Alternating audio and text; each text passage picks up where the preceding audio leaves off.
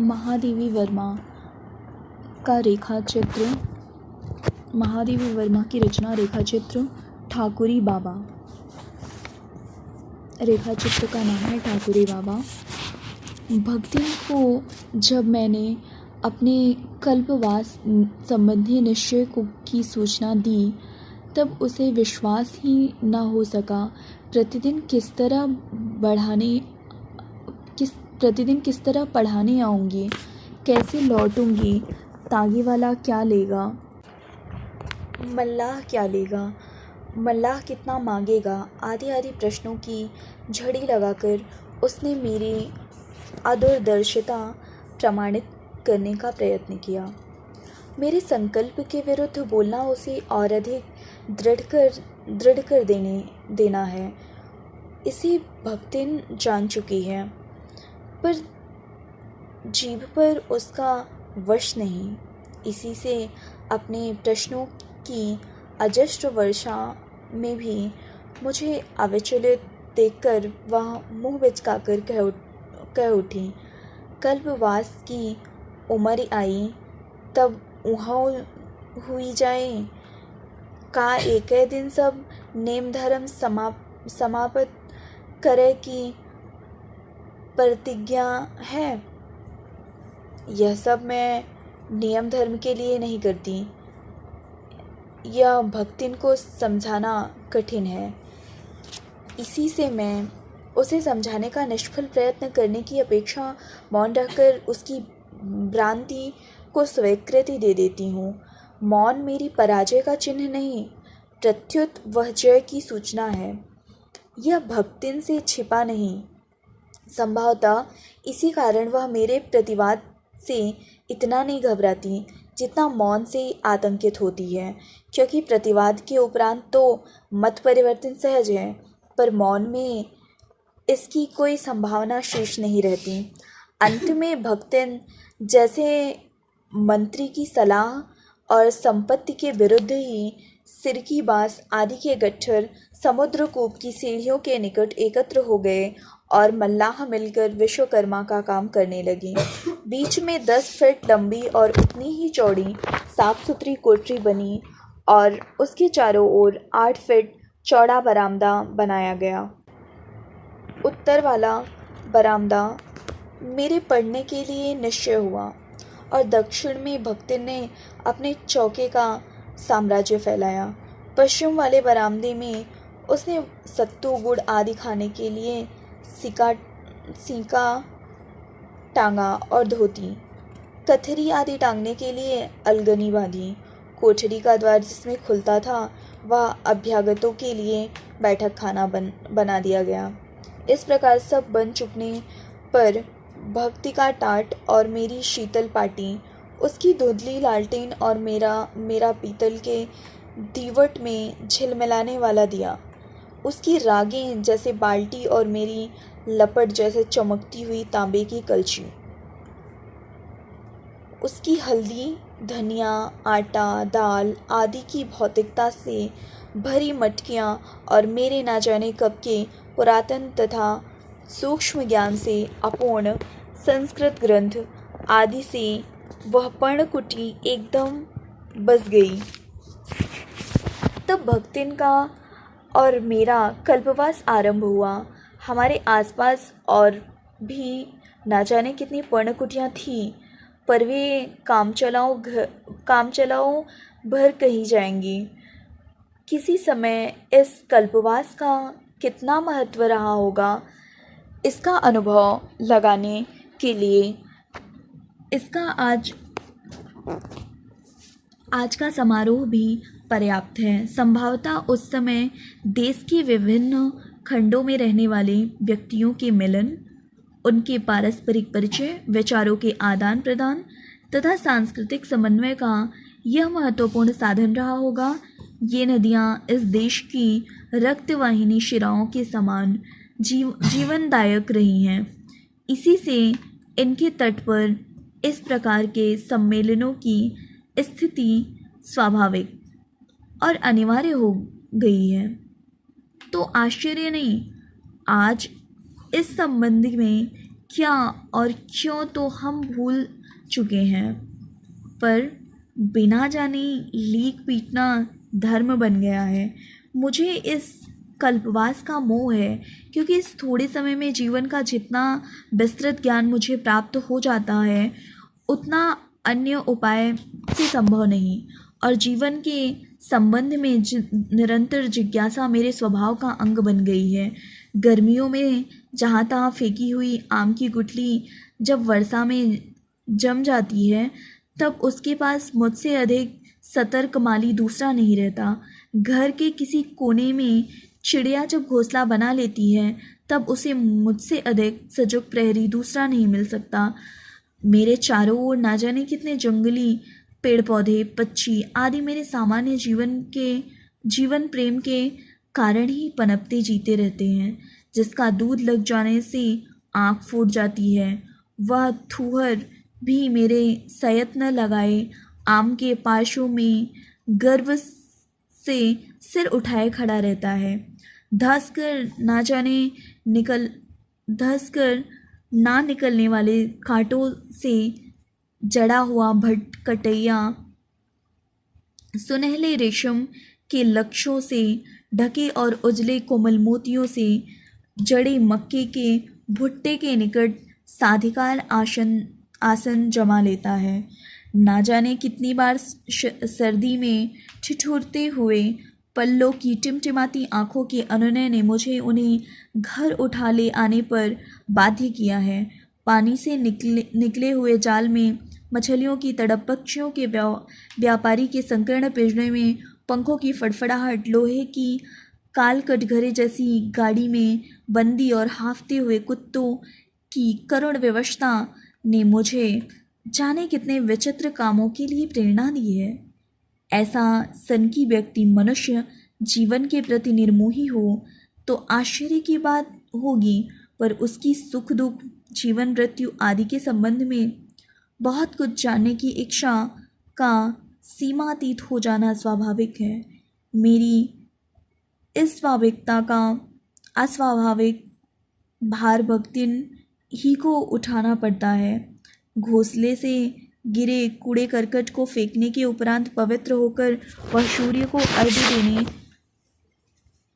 खड़ी हुई कि पिल्ले ने आंगन गंदा कर दिया। उसे भी धोने के उपरांत फिर स्नान करके वह शिवजी पर जल चढ़ाने चली कि भिखारी को सत्तू गुड़ देने का आदेश हुआ। वह इस कर्तव्य को भी पूरा करने के उपरांत नाक बंद कर जब करने बैठी कि मैं किसी बीमार को देखने जाने के लिए प्रस्तुत हो, उसे पुकारने लगी। जीवन की ऐसी अवस्था में भी वह उलाहना देना नहीं जानती। हाँ, कभी कभी ओठ सिकोड़कर गंभीरता का अभिनय करती हुई वह कह बैठती है, काई बिद्दा का कौन्यो इम्तिहान नाहिन बा, होत तो हमहु बुढ़ौती में 100 सर्टिफिकेट पाए जाए। और का अपनी कर्तव्य परायणता के लिए सर्टिफिकेट ना पा सकने पर भी भक्तिन उसका महत्व जानती है। इसी कारण साधारण सी बीमारी में भी चिंतित हो उठती है। हम मर जाब तो इनकर का होई, कौन बनाई सिखाई, कौन इनकर ई अजायब घर देखी सुनी। भक्तिन को मृत्यु की चिंता करते करते मेरे अजायब घर की व्यवस्था के लिए उद्विग्न देखकर किसी हंसी नहीं आएगी। धर्म में अखंड विश्वास होने के कारण भक्तिन के निकट कल्पवास बहुत महत्वपूर्ण है, पर वह जानती है कि मेरी भानमती का कुनबा जोड़ने की प्रवृत्ति उसे मोह माया के बंधन तोड़ने का अवकाश ना देगी। गांव के मेले से लेकर कल्पवास तक सब मेरे लिए पाठशाला है, पर इनमें मैं मोह बढ़ाना ही सीखती हूँ, विराग साधना नहीं। संक्रांति के एक दिन पहले संध्या समय जब मैं योग दर्शन खोलकर बैठी, तब विरल बदलियाँ बिजली के तार में गुदगुद कर सघन होने लगी। भक्तिन ने चूल्हा सुलगाया ही था कि ग्रामीण यात्रियों का एक दल उस ओर के बरामदे के भीतर आ घुसा। मेरे लिए परम अनुगत भक्तिन संसार के लिए कठोर प्रतिद्वंदी है। वह भला इस आकस्मिक चढ़ाई को क्यों क्षमा करने लगी?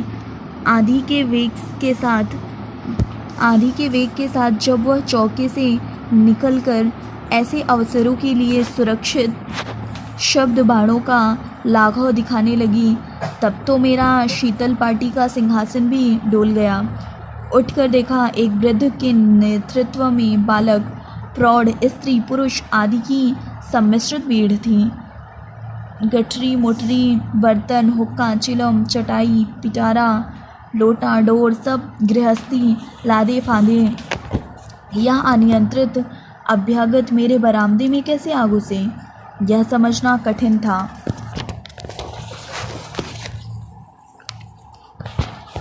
मुझे देखकर जब भक्तिन की उग्र मुद्रा में अपराधी की रेखाएं उभरने लगीं और उसका कड़कड़ाता स्वर एक हल्की कंपन में खो गया, तब संभवतः अभ्यागतों को समझते देर नहीं लगी कि मैं ही उस फूस सिरकी के प्रासाद की एक छत्र स्वामिनी हूँ। थूतब वृद्ध ने 2 पग आगे बढ़कर परम शांत पर स्नेह सिक्त स्वर में कहा, बिटिया रानी, का हम परदेसिन का ठहरे न दही पर दूर से पाए पियादे चले आयत हैं। ई तो रैन बसेरा है, भोर भयो उठ जाना रे, का झूठ कहत है। हम तो बूढ़ बाढ़ मनई हैं, ऊपर समुंदर कूप के महाराज ठहरे बरे कहत रहे, वहाँ चढ़े उतरे की सासत रही, नीचे कन्यू टपरी माँ तिल धरे का ठिकाना नाहिन बा। अब दिया बाती की बरियाँ कहाँ जाई, कसत करी। वृद्ध कंठस्वर और उसके कथन की आत्मीयता ने मुझे बलात् आकर्षित कर लिया। भक्तिन की दृष्टि में अस्वीकार के अक्षर पढ़कर भी मैंने उसे अनदेखा करते हुए कहा, आप यहीं ठहरे बाबा, मेरे लिए तो यह कोठरी ही काफ़ी है, ना होगा तो भक्तिन खाना बाहर बना लिया करेगी। इतना बड़ा बरामदा है, आप सब आ जाएंगे, रैन बसेरा तो है ही। फिर जब मैं अपनी पुस्तकें और शीतल पाटी लेकर भीतर आ गई तथा दिया जलाकर पढ़ने बैठी, तब वे अपने अपने रहने की व्यवस्था करने लगे। भक्तिन मेरे आराम की चिंता के कारण ही दूसरों से झगड़ती है, पर जब उसे विश्वास हो जाता है कि आमुक व्यक्ति या कार्य से मुझे कष्ट पहुंचना संभव नहीं, तब उसकी सारी प्रतिकूलता न जाने कहाँ गायब हो जाती है।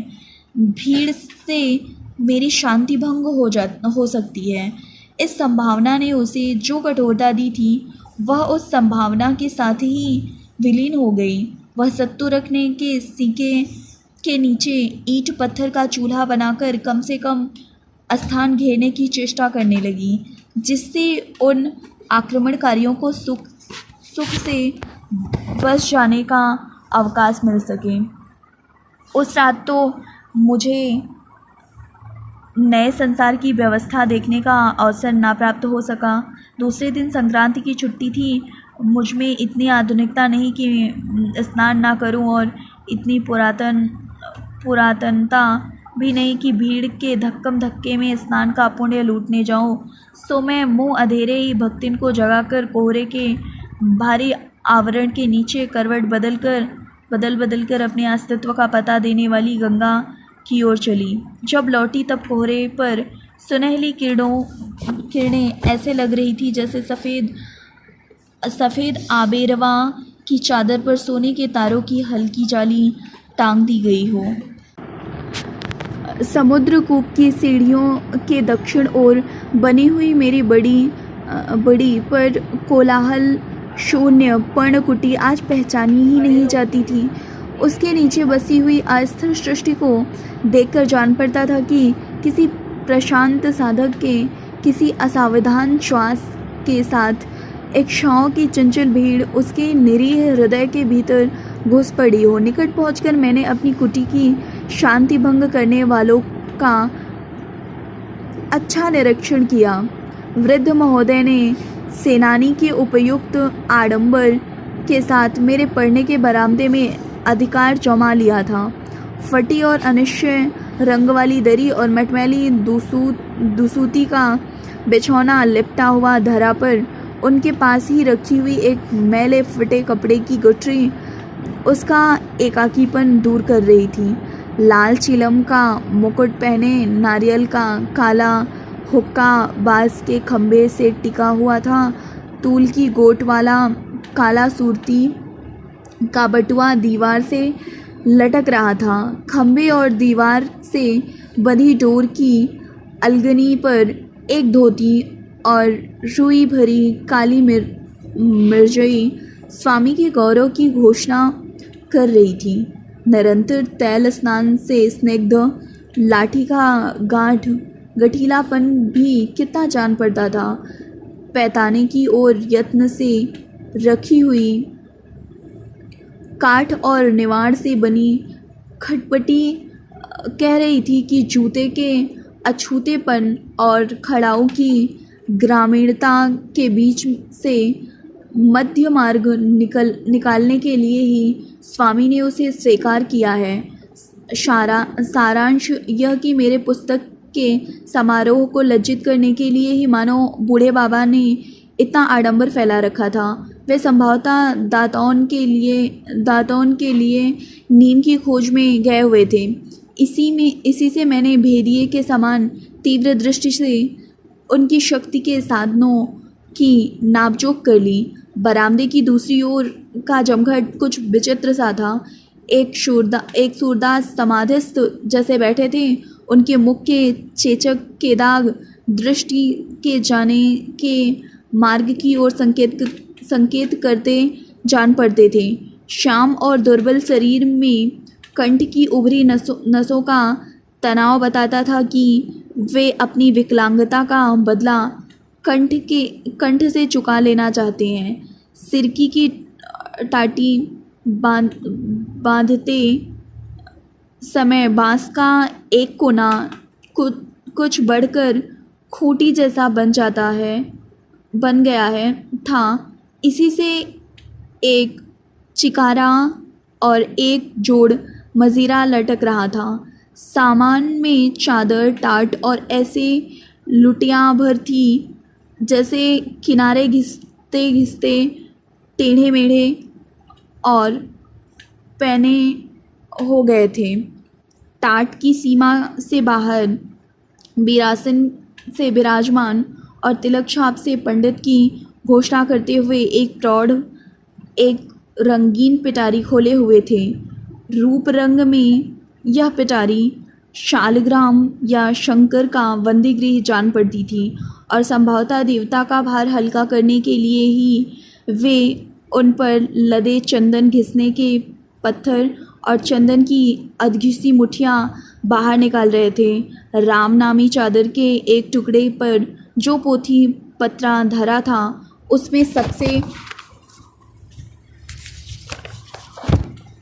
सबसे ऊपर हनुमान चालीसा का शोभित होना प्रकट कर रहा था कि उनके देवत्व को नित्य भूत प्रेतों की अशूरी माया से लोहा लेना पड़ जाता है। टाटा का एक खूंट ठंडी बालू में बैठने का कष्ट भूलने का प्रयत्न करते हुए दो किशोर बालक अनेक छेदों से विचित्र एक काली कमली में सिकुड़े बैठे थे। उसमें एक की दृष्टि छप्पर से लटकती हुई संभवतः सत्तू गुड़ जैसे मिष्ठानों की गठरी को हिप्नोटाइज कर रही थी और दूसरा चकित के समान पंडित के क्रियाकलाप का तत्व समझने में लगा हुआ था। एक और अधेड़ बाहर बैठकर धूप ले रहा था। एक पुरानी और झीनी चादर ने उसके दुर्बल शरीर के ढांचे को छिपा रखा था, पर नोकदार कंधों का आभास और उभरी नसों वाले सूखे हाथ सच्ची कथा कह देते थे।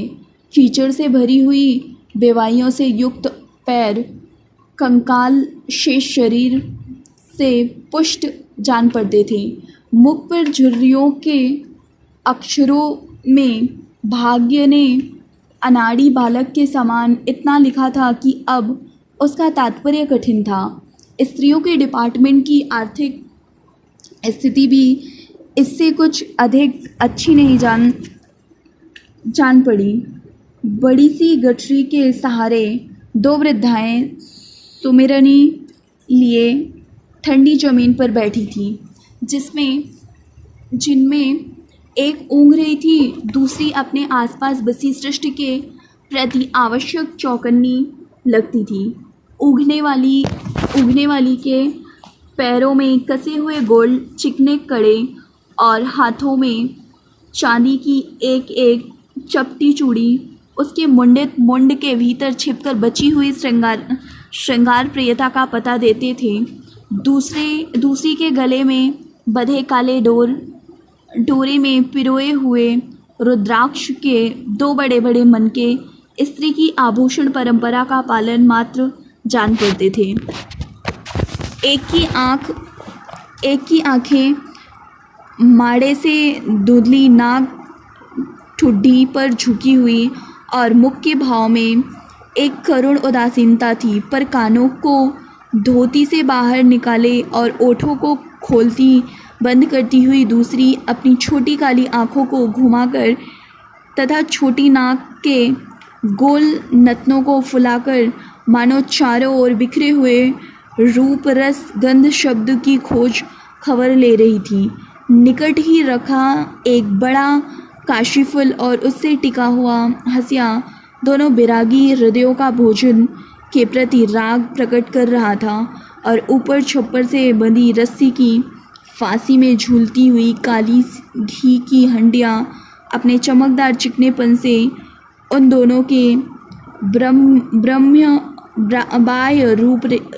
बाह्य रूखेपन का विरोध कर रही थी।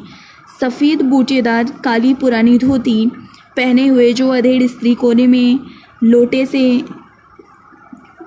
खोली हुई डोर की अर्गनी बांधने में व्यस्त थी, उसे मैं नहीं देख सकी, पर अर्गनी पर गुदड़ी बाजार लगाने के लिए जो फटे पुराने कपड़े संभाले खड़ी थी, उसने मेरे ध्यान को विशेष रूप से आकर्षित कर लिया। लाल किनारी की मटमैली धोती पर नाक तक खींचा हुआ घूंघट ही उसे विशेषता नहीं देता। हाथ में मोटी कच्ची सरबती रंग की चूड़ियाँ और पाँव के कुछ ढीले पतले कड़े तथा दो बिछवे भी उनकी भिन्न सामाजिक स्थिति का परिचय दे रहे थे। घूंघट से बाहर निकले मुख के अंश की बेडौल चौड़ाई और उसमें व्यक्त सौम्य भाव में कुछ ऐसी खींचखांच थी कि ना आँख उसे सुंदर कहती थी, ना मन उसे